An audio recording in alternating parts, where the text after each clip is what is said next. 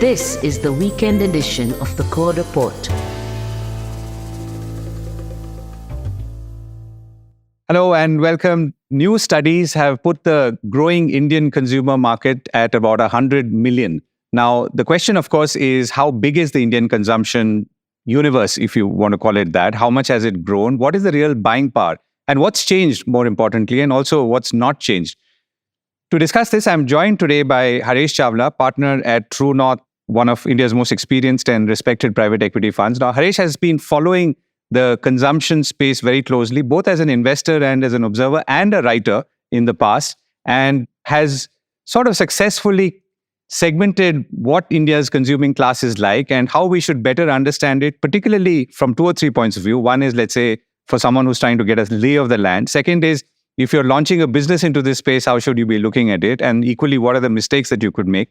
And also at a time like this, when perhaps there is a little more hype than reality, how should we be segregating literally the wheat from the chaff? So to discuss all of this, I'm happy to be joined once again by Haresh. Thank you so much on the Core Reports Weekend Edition. So Haresh, thank you so much. And let me start by asking you very broadly, when we look at the segmenting of the consumer and all that, and we'll get into some detail on that, but what's an anecdote that you've seen, or what's an anecdote that comes to your mind and from your own experience on how this market has evolved and changed? When I say market, I mean the consumer in a very broad sense. Great to meet you again. I think one of the biggest anecdotes one has seen is this, and I've written about it a bit in 2016, when you go back to the India 1, 2, 3 story. One of the big anecdotes is when you see India was going to be a place where modern retailing was going to take off. We had unorganized retail, we had Kirana stores. And I had even then talked about that beating a Kirana retailer is very difficult because he can service you in a way that no organized player can.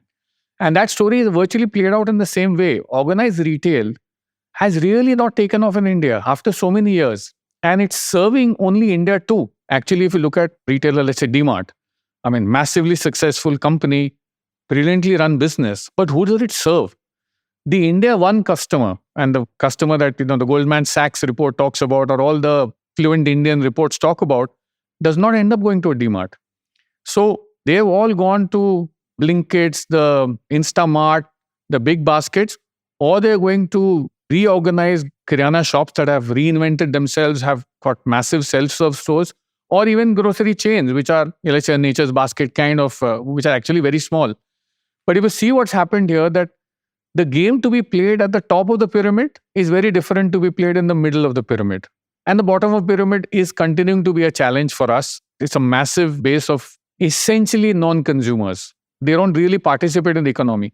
But as you see what's happened really, everybody thought that India 2 will become India 1 and India 1 will go to modern retailing. But the other thing around has happened, that companies realize that India 2 needs bulk discounts. They're trying to live on a budget. They need to save money. And that's where DMart's success story is playing out, actually. For those who are listening and may not have heard you before, what is India 1, 2, and 3?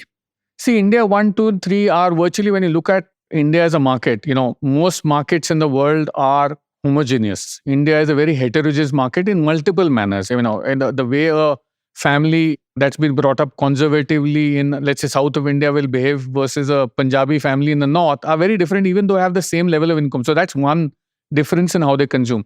The second difference is that we behave and act like 3 different countries. The bottom is actually sub-Saharan Africa. Virtually trying to subsist and stay alive and survive. And we've seen how they need to be actually supported. Like we have a food gain program for food programs, DBTs, many other rural things. employment guarantee. And we've done an excellent job of raising them out of poverty, but they still are not able to climb any ladder. The ladder is not even visible to them. And then there is India 2, which behaves like a middle income country actually. And that's what middle India is all about. And there is India 1 that behaves like it's living in Europe. And the amazing thing is that these are not separated geographically. In the same city, we are in Bombay and we see, 80-story skyscrapers next to the chawls and next to the hutments actually. So India 1, India 2, India 3 are actually all together in one melting pot in the cities. So people get off from their BMWs and Mercedes and go to a 5-star hotel, and their chauffeur is probably an India 2 person who's got his family, he's earning about between 25 to 35,000 rupees a month, probably has an earning child as well who's contributing to their family income. And then there is somebody standing on the side of the road who's unable to get a meal.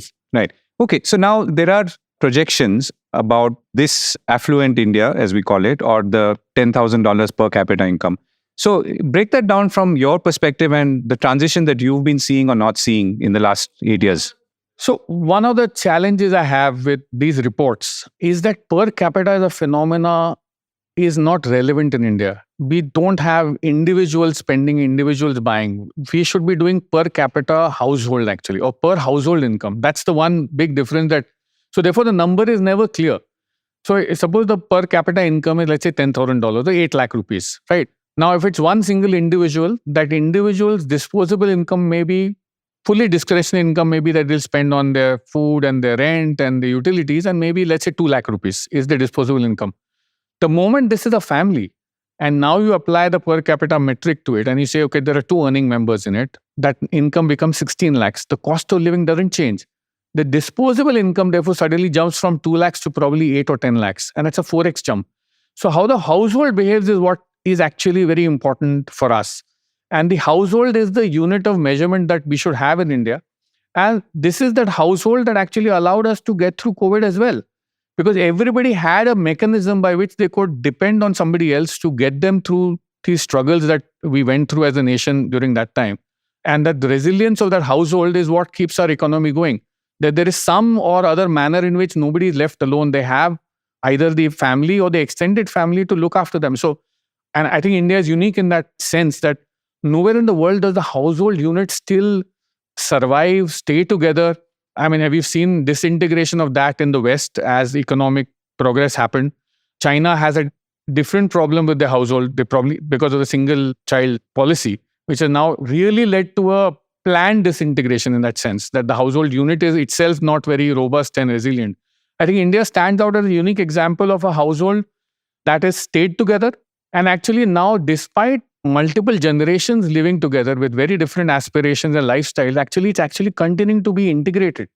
And that actually goes down to is something that nowhere in the world it's been seen, actually. But computationally, from saying 100 million people with $10,000 versus, let's say, 25 million or 30 million household units with, let's say, $40,000, how does that change things? So it changes the spending patterns completely. You know what I'm saying? The confidence of the household could be very different from the confidence of the individual. See, finally, our economies are a function of how much confidence people have in spending. And I think that's one of the biggest metrics of how well an economy does. As people get more confidence in their employment, in their future cash flows that are likely to happen, they end up spending. And that, in a sense, creates a virtuous cycle of growth for the whole economy. So I think for us, it's important to understand from 30, 40 million households that have the money to spend, are paying bulk of the taxes, are also consuming a bulk of. See, one of the other policies that we have is that there are, I call it the rule of 5 to 50 now. 5% of these households contribute to 50% of consumption in many categories. So it's 5% of people who order 50% from Zomato, 5% of people or 1% of people which take 50% of the flights. So when you look at it, there is even higher concentration actually, even in that smaller pyramid. So it's an extremely dense pyramid on top, in the top, let's say 1%. And the rest, let's say 9-10%, which we are talking about. 300 million households, roughly 30 million of them affluent, earning well and spending well. But even in those, there is a question of frequency, which at the top is very high. So the first, let's say 3-4 million households contribute to 40-50% of many affluent category spends actually. Right. So we're going to talk about trajectory because that's the important thing, but I'll come to that later. To look at 2 or 3 things in that India 1 and 2 and perhaps 3 as well. So one is the growth of credit. And the second, of course, is premiumization, but we'll come to premiumization in a moment. Let's talk about credit and how that's changed or fueled consumption. First, at the India level, what has happened? I think between the last decade, what have we seen? We've seen a GST being implemented. We have seen demonetization, which led to rapid digitization in a sense. We saw COVID come in, and we saw UPI and Jan Dhan and all these projects get some shape. What has really happened at India is that you can almost see the working capital cycle of India has become faster. So in a sense, you're seeing growth happen because we are faster as an economy in some sense, that money is moving faster. goods are moving faster. And there is a ripple effect on everything that happens. That's one side of the story. That's internal. Externally, we are seeing that China's, let's say, challenges in COVID and therefore on the global stage have allowed some, let's say, movement of focus on India and therefore investments into India. We've seen startup China funding plus come in. one. Yeah, China plus one. We've seen startup funding in billions of dollars pour in. Now, whether those startups survived or not, that money actually came in. It helped people buy cars. It helped people get jobs. It allowed people to buy apartments. So that credit flow that happened in terms of an equity flow for India, your companies has started speeding up. Your company got equity flows. And that also gave in confidence for the credit flow to happen. So confidence led people to buy on credit. And when you buy on credit, money is seen, by people as an exchange of value, but also an exchange of time. If I can be given a loan to buy a Swift Desire car or a Kia Seltos or a Sonet or whatever, 5 years before I could afford it, what really has happened, you advance that demand. When you advance that demand, that car starts selling. The car starts selling, it generates employment. It generates a bunch of flows from my money. So I think that's what we are seeing. And we have seen historically, two things have happened. Household savings are at a 50-year low, actually.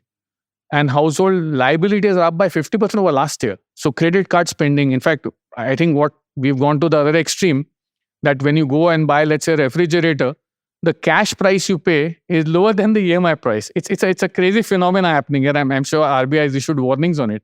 So we are at that unique place where we are borrowing. India too is borrowing, actually. India 1 doesn't need to borrow. India 2 is borrowing from its future and has the confidence to borrow and is willing to work for it. So they've also seen the incomes go up. They see a bright future for them. And that borrowing is resulting in production increases today, which we're all seeing, consumption increasing today. And of course, the profit from that consumption, as we've seen our economies, goes to India 1. So India 1 progresses by India 2 becoming more aspirational, taking more credit and consuming more. So that cycle is like this. When you talk about trickle-down economics, probably some part of the cycle is... So that credit, you talked about, the incentive to use a credit card versus paying in cash at this point. But is there a subsidization happening somewhere, either by the finance company or something, or you feel that this is how the volume... As a producer, if I can increase my MRP and package in a bundle in a discount for buying via credit, I will see sales go up. So I think that some part of that is happening. Should excess of it is bad, of course, because then you're allowing people who actually cannot afford to take that credit and will probably default on it. In fact, credit card defaults are up at some multi-year high at, I think, 2.75% or something like that. So I think, is credit good for us? Absolutely. I mean, and there's no question that as a country, we need to allow people to borrow and spend on consumption today, because that gets us on a different production orbit. In fact, if anything, housing loans should be even further discounted, because once a person buys a house, the knock-on effect on purchase is, you buy furniture, you buy a car, you want to buy other appliances, the whole economy starts moving. So the only thing is whether the credit is affordable and how it's recovered. I think those are some of the challenges we have to think about. So you talked about confidence. Now, confidence usually comes from 2 or 3 things. But one thing that I think most economists also agree is that there's a wealth effect or a feeling of wealth, which is again stock markets, gold. So 2 questions here. So one is, do you agree with that? And to what extent is that driving confidence? And secondly, what's the downside of it?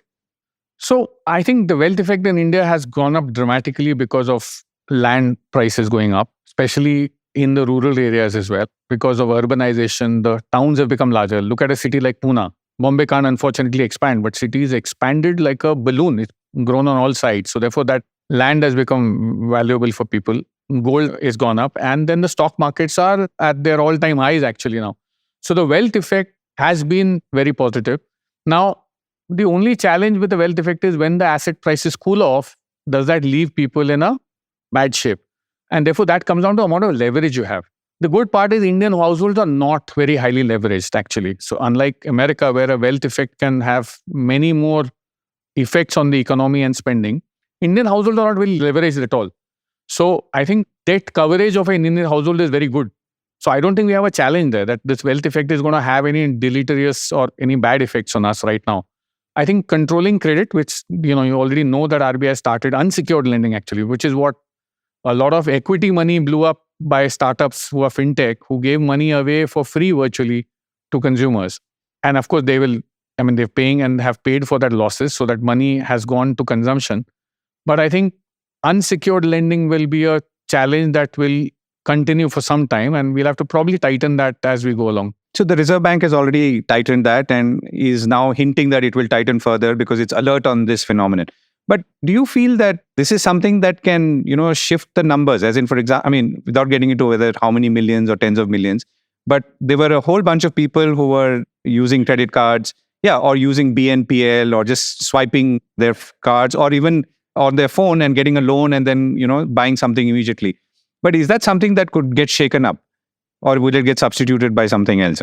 It'll get substituted by something else. I think what is really happening is that, as I said, the one phenomena that has happened all over the world is that we've come through extremely stressed 1 year in COVID. Everything that is normal looks great right now. So I think the desire to spend has been triggered, desire to have experience. Look at the airports, they're full, the hotels are full, the malls are full, the travel that Indians are doing all over India and globally is massive. So I think there is a certain effect that normalcy looks great now, and therefore let me spend. That's one more element in the confidence. So I think that will not go away. The second thing that happened is that exposure from the mobile phone. See, that's become the great unifier. So, it's no longer necessary to be in a big town to get access to the goods and services that the people in the big towns get. So I think that democratization is a thing that's ongoing right now in India. So you will have consumption kicking in from many. Therefore, there was never any. India is very complex to understand. Multiple levers are working in different manners at any point of time. So I think that analysis is very difficult to do as long as we don't give any shocks to the economy. That's the bigger thing. We should be continuing to grow very well. Right. And I'll come back to premiumization and trajectory in a bit. But let's look at the bottom end now. So, if we look at, let's say, results from companies like Levers, not so good. Companies like Nestle have done a little better because maybe they're more premium, and we'll come to that. So what's your sense on the rural? Because when I talk to analysts also, they all seem to have switched off on anything that is rural focused. See, I think what we have to realize is that food inflation and general inflation has been very high actually. And that affects them much more disproportionately does you and me. So I think that's what is happening at India 3 actually, or India at the bottom of the 2, where they are struggling actually to manage their budgets. And I think that phenomena is a function of reasonably high unemployment and lower trickle down happening there. So India 1 flows down to India 2. At India 2 to India 3, what is the trickle down? But India 3 is and was or has always been a market, let's say for large companies like Levers or any large consumer product company. So why are they not able to address it as well as they were earlier, assuming that people still want to consume soaps and personal care and all of that, using Levers as an example? Yeah, I think it's function of capacity to pay and the amount they consume. So both. So they are not willing to pay very high prices and costs have actually gone up for them. So they are actually thinking of how to limit consumption, how to downgrade a bit. The rest of India, India 2 and India 3 are on an upgrade cycle. I need not regular yogurt, I need A+ yogurt, then I need an Epigama yogurt or whatever. I need to have Greek yogurt and then I need to have whatever. You can't have vegan yogurt, but whatever else is the fad in the world. So that upgrade cycle is on, and that's a function of lifestyle changes, the information they're getting actually on Instagram, on Facebook. I think we are globally connected. So you launch an oat milk in America and it reaches in a year on Indian shelves. We don't even know what oats were before the Americans talked about it. Or now there is some rice milk that's coming. So unfortunately that, the India 3 is actually isolated in that sense because the ladder is missing. And that's, I think, the key challenge for the economy as to how to create social structures and employment opportunities actually. That's why vocational training or something like that to make them part of the larger economy. We are not leaving them behind because clearly there are social schemes designed for them. So in a sense, they are surviving. But how do you kickstart their aspiration and remove their fear of participating and taking off the growth that we are seeing? All of us are children of that actually. All of us are, I'm sure when you began your career or I began, 25, 30 years ago, where we thought we would reach. We've reached far ahead of what our imagination could have allowed. And therefore, that privilege we've had, and we should be thankful because actually what you're seeing is what happened in China about 30, 40 years ago is happening in India now. That we are at our societal level are seeing compression of 50 years of growth into 20. India 3 needs to see some form of that actually. And that is a challenge which has to be solved by other things than doing a scheme. Right. And from a marketeer's point of view, so there was supposed to be a fortune at the bottom of the pyramid, and I'm sure there still is.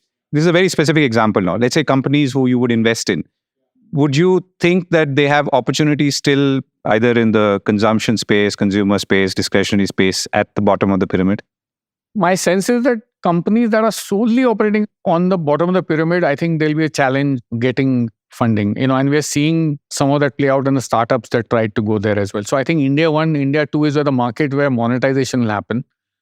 India 3 is where, you have to sachetize everything. And there is a question of whether that is in margin accretive to the business. So I think that question still stays. That market will get added on. I don't know how many companies will say, okay, I want to address that market, because the challenges of reaching them are massive. The challenges of making money from that market are massive. So till those people get employed actually in some manner and they start generating incomes on their own, and therefore you have getting them schemes which help them reach a certain level and then they generate income, that's when it will become a market. Right. Okay, so let's come now to the top end. So premiumization is the word of 2023, I think. Tell us about how you see this word and what it represents and what's changed and not in contrast to previous years. Yeah, so my sense is that everybody is finding power users in every category, and every company realizes that there is margin available to afford a international lifestyle for the top end of the market. Actually, it's almost not Indian in that sense, in the way they demand their service, in the way they expect product quality and their willingness to pay. So therefore, you can go to a Starbucks and pay 300 rupees for a coffee. We know that it costs like maybe $15 to make it, right?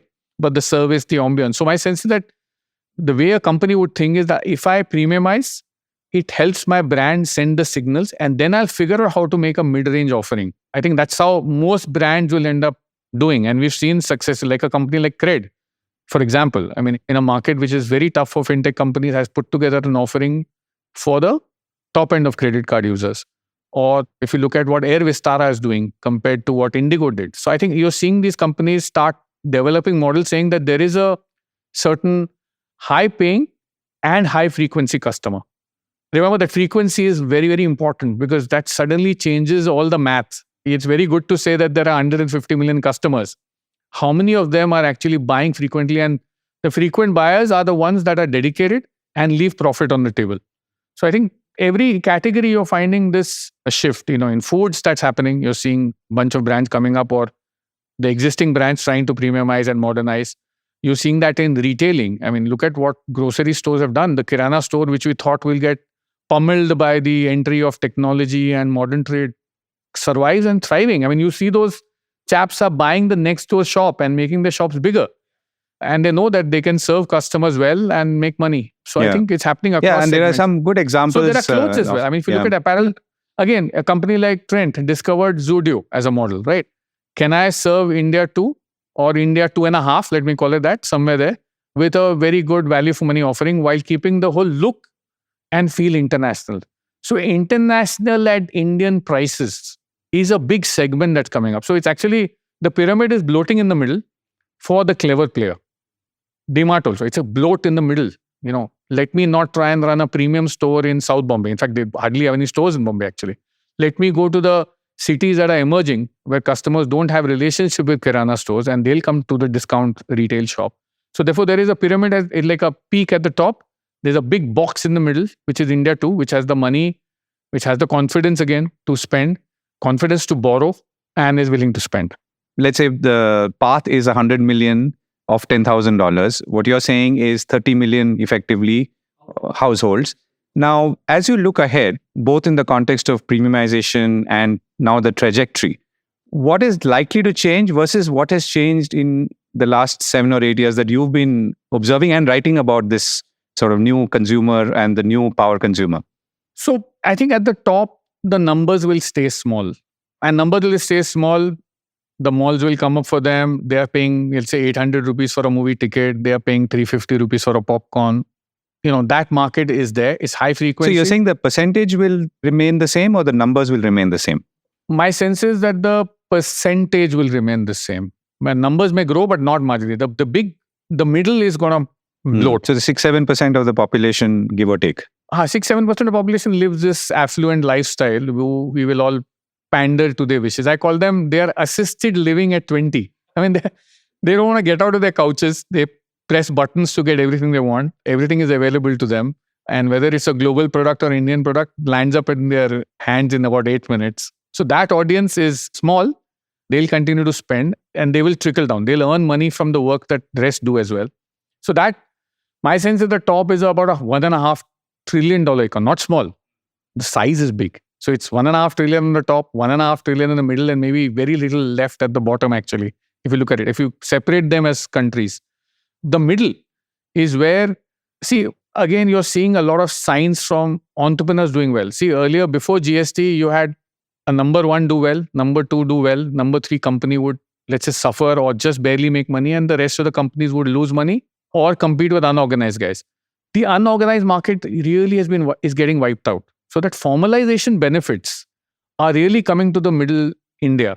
So formalization, the logistics improvements that are happening because GST, the one tax system, the lending that's happening to them, secured lending also, they're the ones who are buying the houses or building homes.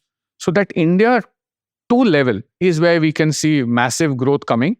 And hopefully we will even give them more credit to make sure that they can, really generate demand. Right. So let's touch upon technology. Again, an aspect or a lens you use a lot. So how is technology, of course, technology is all in. And when I say technology, I include, let's say, payments and speed of payments, which you also touched upon. How is that going to change or likely to change this trajectory as we are looking at it? See, I think one of the biggest things we end up talking and lamenting about is participation of women in India, and that our economy will only transform when that happens. Actually, one of the things that technology has done is really empowered the women in the house. I don't think we see that as something that shows up in a metric anyway. But the housewife who's really supporting the rest of the household, again, as I said, per capita is not the thing, per household. That household is thriving and surviving and is growing because she now is empowered. Because of technology, she can learn things on YouTube. She's seeing what's happening in the world. She knows how to dress, how to cook, how to manage money probably. So there is this big wave of the homemakers who have been empowered by technology, who are able to run their household much better because they're well informed. They're putting their kids through better schools. They're paying more attention to what the kids are studying in school. They have the confidence to do a parent-teacher meeting.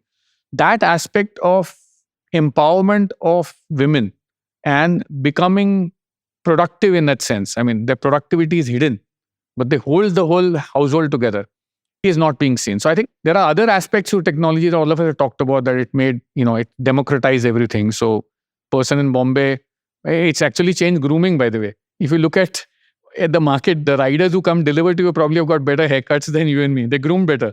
So you're seeing the salons and spa come up everywhere. And that's a function of how, as economies grow, personal grooming becomes a big market, and we're seeing many players. You sound like you're investing in something in that space. No, I'm not investing in that, but I'm saying that some of these are the signals of large-scale economic growth, that people start spending on themselves, how they look and feel, how they appear. You're seeing all that play out. But I thought, therefore, that's a function of technology. You see well-dressed people, you want to look like them, right? So that's one. But the role of the woman in the house and how the phone has allowed her to see and open her eyes and then use those learnings back in the home to either make decisions or participate more in decisions is lost, actually. It's not showing up anywhere. So when we talked about premiumization, companies that we've seen, or at least I've seen, are existing companies who perhaps do not have premium brands but have now moved into that space or are now increasingly, whether it's service products or products. Others, I'm assuming, would try to enter at that level.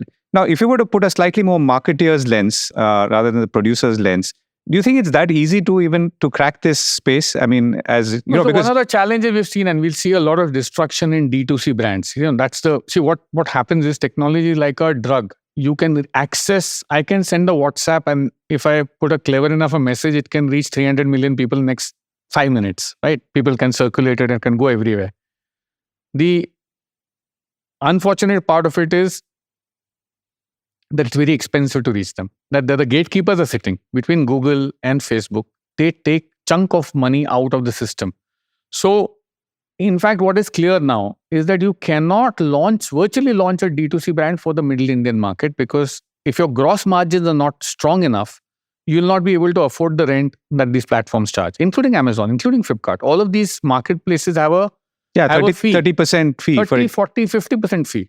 And they're designed by the algorithms to actually knock the number one off and give the place to somebody else who's willing to pay more. So we are like lemmings in a sense. And I've written about that. We are like lemmings. The next guy is willing to pay more. Even on Swiggy, Zomato, the new restaurant, if he's willing to pay a higher charge, will get shown up in the algorithm higher. So in that sense, it's very difficult to survive in that market because the cost of acquisition of a customer is really high, which is why you see duopolies are forming actually in each of these segments, that these are companies that got well funded earlier. Of course, they've done a great execution job. But today, you can't imagine a third food delivery company, for example. Or you can't imagine a third, people are trying with some mobility. But these are difficult markets to get into. So the same challenge is there, that if you think digital is the way to grow, and that looks very enticing, and then we've raised billions of dollars of VC money, it's actually a very tough market. And therefore, because you need good gross margins, you will end up addressing India 1. India 1 is too small. So the unfortunate part of the Goldman Sachs story tells you two things. It says that we are a great market, right? But it also tells you why we are a small market. Just 60 million homes or 100 million people is a small market actually for what India has. We have 1.5 billion people. But also tells you the potential of the market is massive because there are 1.5 billion people waiting to join these 100 million actually at some point. So it's tougher to reach these people only through technology. Right. So then the converse question therefore is, will people or should people then be thinking of offline, and how are the economics comparing today versus let's say a few years ago? One of the things I call the digital medium is it's a handicapped medium. You just see an image, a few pixels, and you have to make a series of decisions based on the pixels you see in front of you. Offline has touch and feel, the kind of conversion rate. So imagine 100 people walk into a store, probably 25, 30 of them buy a product. 100 people walk into a website, 0.5% convert. So that's the reality of, because the rest of the signals of the product, the sensory signals are missing online, right? Therefore, on offline is a much better place to be. But again, there are challenges there. The cost of setting up the offline networks, because they're such old traditional networks, there are no modern companies that have been built in that space, actually. Most of them have failed. It will be a bad thing for me to say, but or are going to fail, actually. Because the networks that the stores have and the wholesale networks, the distribution networks are very, very expensive to build. And the entry barriers have been set by the incumbents. Look at Nestle, Unilever, their distribution reach and control and the ability to actually, put a big cost on a new entrant is extremely high. So you're saying for a brand that wants to challenge even on the slightly more premium side in, let's say, the food space, will find it difficult both offline as well as online. One for so cost and other for calibrating the expectation and trying to make money. See, the issue is that if you calibrate your expectations that I will reach 200 million people market and then you spend accordingly, you'll find it's a disaster. So I think which country you want to operate in has to be very clear to you. Where you win and then where you take footsteps slowly to get in is the way to think about it. I think you have to be very humble. Indian market is I think it's very simple. Just because you make a nice PowerPoint, just because a trend has worked in the West, does not mean anything actually here. Of course, unfortunately, money has been flowing in, and that's a big, let's say, shift that, again, we'll have the same exuberance 8-10 years later, so it's a cycle. But I think at this moment, being humble and realizing that online is difficult, probably less difficult than offline, but offline itself is also very difficult. So I think that calibration needs to happen. Therefore, some companies are selling. See, companies have realized that if I build a good product, create a great following, create word of mouth, fantastic equity with the India 1, when I need to go to India 2, I probably need to send to a larger player who is not willing to, who doesn't want either have the attention or the energy to be able to launch in a small segment. Yeah. And so we've seen Tata's, for example, buying Soulful or Yoga Bar selling out to ITC. Or, some of these companies will have to do that. So again, therefore, you have to design your company to have the structural margins that a bigger player feels that when they put sales and distribution, they will get growth. If your structural margins are negative or not so good, the bigger player also is not interested actually. Right. If you look ahead on the same trajectory, maybe a year or two, what are the one or two things that you feel are, going great and therefore very positive? And similarly, what are the one or two things that you feel we need to be careful or wary about? So my sense is that on the positive side, I think there is a unlocking of the consumer's mind on, buying new things. Therefore, I think there is a market. India is severely under-branded. So I think that is an opportunity that if you calibrate your expectations well, brands will have extreme success because they'll be able to serve a certain set of target consumers, right? So I think that's a big market opportunity. And therefore, people who design their businesses around that and experiences as well. I think Indian consumers are desperately hungry for experiences. We live in cities that have very little places to go, right? So I think people who craft or merge product with experiences are going to make a good headway. On the downside, I think we are continuing to face this unemployment, unengaged, massive young labor force. And I know we are trying many things. China Plus One is helping, the PLIs are helping. But I think a solid initiative is needed to make sure that, that's the only hump left in us truly becoming where we need to go. So I think simplifying the laws, actually, if you look at what's happening, why can't we just give the Supreme Court $5 billion and tell them, take the money and become digital and become current? Set up the court system and make them speedier. I think the ease of doing business, and we are doing many things on that front. But I think step jumps. Can the income tax code be no longer than 200 pages, right? Can we simply rewrite the code as opposed to keep... rewrite the code and make sure that the system of contracts and the way you get justice, you look at how much assets are locked because of cases in the courts, actually. So that whole thing is lying unlocked.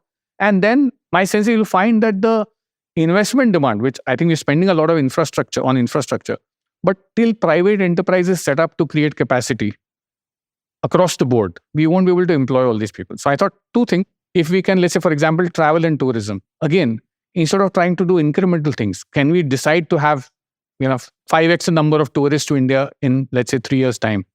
Suddenly that will generate a huge employment opportunity. And for that, the country itself is vibrant and every tourist in the world has India on its bucket list. But can we ease their coming here? Can we ease how they stay, what it costs them, how much fraud happens? All that. I'm saying, therefore, the opportunities are very clear. We just need to remove friction from our systems, and that will solve a lot of our issues, actually. As an investor, what are you looking at nowadays in 2024, if there is a theme? So I thought multiple themes in that sense. I think clearly technology changes that are happening. My sense is that we will find several traditional businesses will find a way to modernize. So I think there are companies that are using technology to get ahead. So it could be in any segment. So it doesn't have to be a new business. So can we do an old business in a new way? I think that's one, let's say, because that the market is established. So nobody's trying to sell a concept. Like a car dealership, for example. Correct. Yeah. Or the second-hand car business. I'm an investor in Spinny, and you see how they've worked their experience out very differently. So it's an old business being done in a new way. And the other trend I see is the consumption pattern shift, actually. As you can see in the food, for example, food business I'm excited about. I think we're going to see a complete change in how we eat, what we eat, and how we consume and how much we spend on food. And that's a multi-year trend. We no longer want the dal roti. We will have probably meals that are partly prepared that we get home, right? So there is a whole change in how we'll consume, let's say, food. So that's another trend I carefully look at. But largely, I think this is a low time for startup investment. So one is being more careful. This vintage will be a tough one, actually. Right. And perhaps a good time to study exactly what's been going on. What's happening. Yeah, right. Haresh, thank you so much for joining me. My pleasure. Thank you.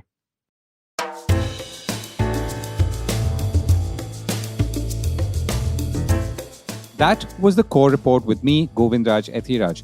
Do stay connected with more of our coverage at the Core. You can check out our website or sign up to our newsletter for our exclusive stories, one in-depth feature a day on www.thecore.in. Do also track us on LinkedIn, where we usually post synopses or extracts of our top stories and interviews. We would love your feedback on how we can make business more interesting and relevant, including, of course, India's vibrant manufacturing sector. So write to us at feedback@thecore.in, and thank you once again for listening.